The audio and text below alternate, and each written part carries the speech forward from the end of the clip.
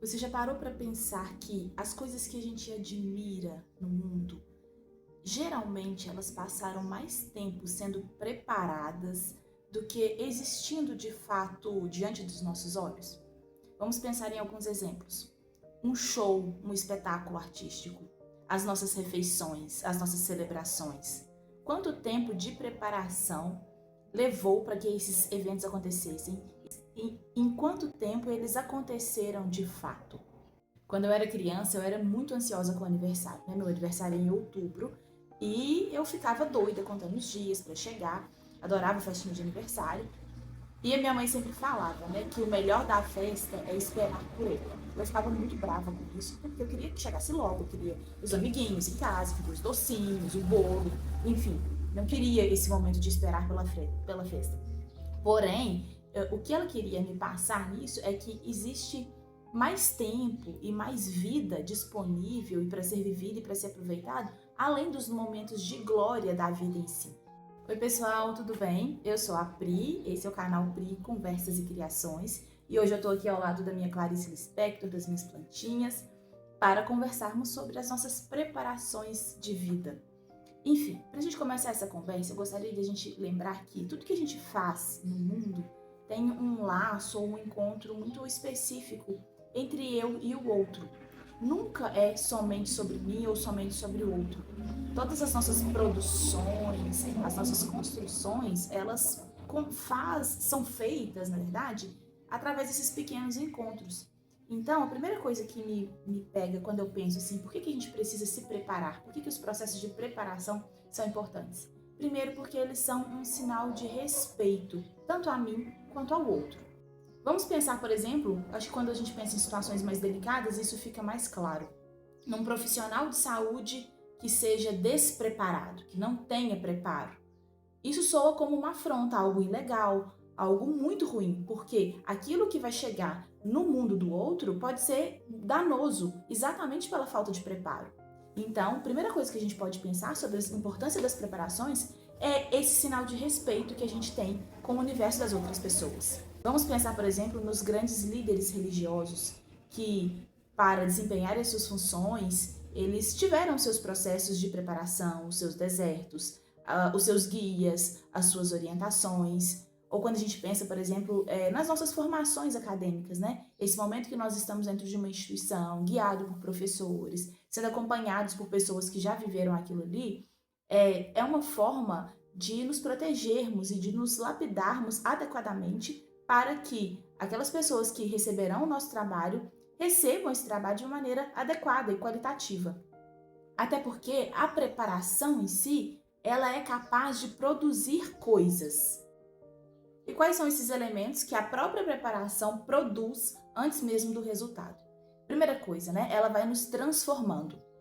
As preparações nos organizam, elas nos fortalecem, nos amadurecem, aumentam a nossa confiança. E além disso, o processo de preparação revela de fato o que a gente quer. Porque tem uma frase muito bonita do Guimarães Rosa que fala o seguinte: a gente quer passar um rio a nado. E passa, mas vai dar na outra banda num ponto muito mais embaixo, bem diverso do que em primeiro se pensou. Viver não é muito perigoso? Ou seja, a gente cria as nossas metas, os nossos desejos, porém os resultados que virão deles não necessariamente são aqueles que a gente pensou no início. E o que de fato molda ou nos revela essa diferença entre início e fim é esse meio do caminho que é permeado pelas preparações. Por exemplo, você começa a fazer uma aula de algum instrumento, começa a estudar piano e descobre que você detesta piano, não tem habilidade para aquilo, porém você incorpora a habilidade da disciplina. Ou você começa a uma faculdade, um curso, alguma coisa assim, e descobre que não gosta daquilo, porém encontra um grande amor. Ou abre o olhar para outras coisas da vida. Tudo isso são elementos que são revelados durante os processos de preparação, pela própria preparação em si. Até porque o tempo é um artesão. Existem coisas que só acontecem porque o tempo fez o seu trabalho. Não necessariamente são fatores que estão nas nossas mãos. Por exemplo, se eu vou fazer uma receita, fabricar um pão, eu posso ali sovar a massa, colocar todos os ingredientes, mas se eu não dou tempo de crescimento daquela massa, não vai ter pão, não vai ter uma receita pronta. Porque o tempo, nesse caso, faz parte da preparação. E ele é um bom artesão. Porque o tempo não só mede as circunstâncias, mas ele molda, dá contornos. E aqui está o risco da pressa. Porque no mundo que a gente vive, tudo precisa ser muito para ontem. E, às vezes, algumas coisas funcionam. Por exemplo, eu quero baixar um arquivo rápido. E as nossas tecnologias atuais nos permitem esse tipo de agilidade, né? Mas isso funciona para baixar um arquivo, não para amadurecer uma pessoa, para viver um luto, para construir um amor. A gente pode acelerar, por exemplo, uma entrega do iFood, mas a gente não pode acelerar uma infância, um processo de confiança. Essas coisas não são aceleráveis. E as preparações para que elas aconteçam são fundamentais de serem vividas com respeito ao tempo que elas merecem. Agora, é importante que a gente não confunda preparação com preocupação, com perfeccionismo, enfim, com exageros que podem travar os nossos processos. Na verdade, as preparações, elas são esse sinal, sim, de respeito, de cuidado, mas que elas não sejam contaminadas indevidamente ou em excesso pelas nossas preocupações que nos paralisam, pelos nossos perfeccionismos que não nos deixam avançar em condições que não estão 100%.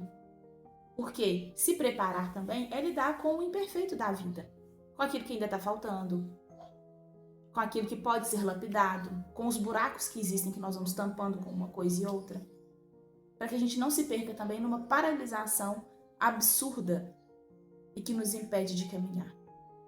De maneira mais pessoal, uma das preparações mais bonitas que eu estou vivendo no momento é a minha preparação pessoal e profissional para as atividades do segundo semestre, né? Para quem não sabe, eu sou professora também e nesse momento de férias, de meio do ano, eu gosto de rever as metodologias, as atividades e me organizar para preparar tudo em sinal de respeito aos meus alunos, a quem vai receber o meu trabalho. E também estou organizando o meu ateliê, né? Esses cenários de vídeo estão ficando melhores, um pouquinho mais elaborados, porque é o lugar onde eu vou trabalhar e vou tentar trazer coisas significativas não só para mim, mas para o outro.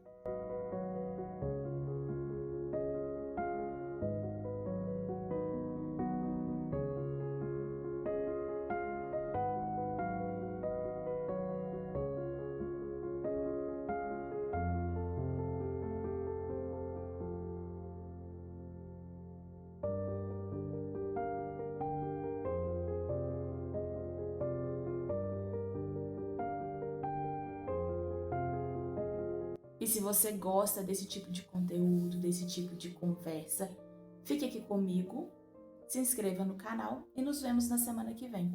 Um beijo. Tchau, tchau.